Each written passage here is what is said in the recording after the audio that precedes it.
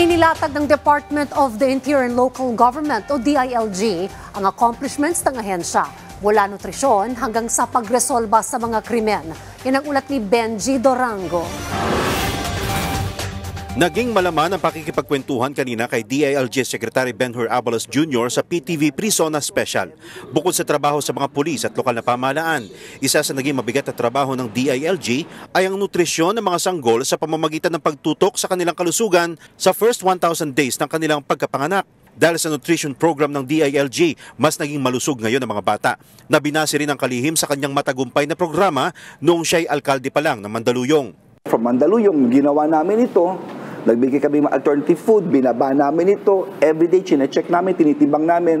From Kulela, naging number 1 kami sa Metro Manila for 6 years, hanggang nag-number 1 kami, the most healthy babies in the Philippines after 6 years, the Nutrition Honor Award. So ngayon, ito ang ginagawa din namin ngayon, on the ground. Mahalaga raw kasi ng sa murang edad ng mga bata, maayos na ang brain development nito para mas maayos din ang pagpapalaki.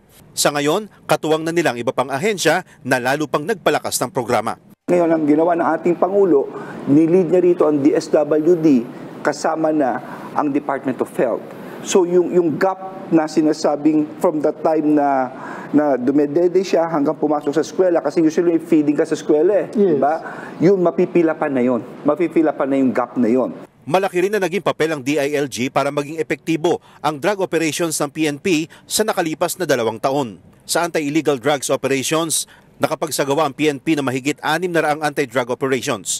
Mahigit 800 ang naaresto. Nagresulta ito ng pagkakakumpiska ng mahigit 13,000 gramo ng shabu, mahigit 11,000 gramo ng dried marijuana at 29,000 marijuana plants. Sa kabuuan, mahigit 100 bilyong piso ang halaga ng nakumpiskang ipinagbabawal na gamot. Pero meron silang mas tinututukan ngayon, ang masuportahan ng local government units sa pagsasayos ng kanilang mga probinsya at bayan. Sa pamamagitan nito ng pag-amyenda ng local government codes sa loob ng 2 taon ng administrasyon ni Pangulong Ferdinand Marcos Jr., pinagsama-sama nilang iba't ibang talino para ayusin ang 30 taon ng polisiya.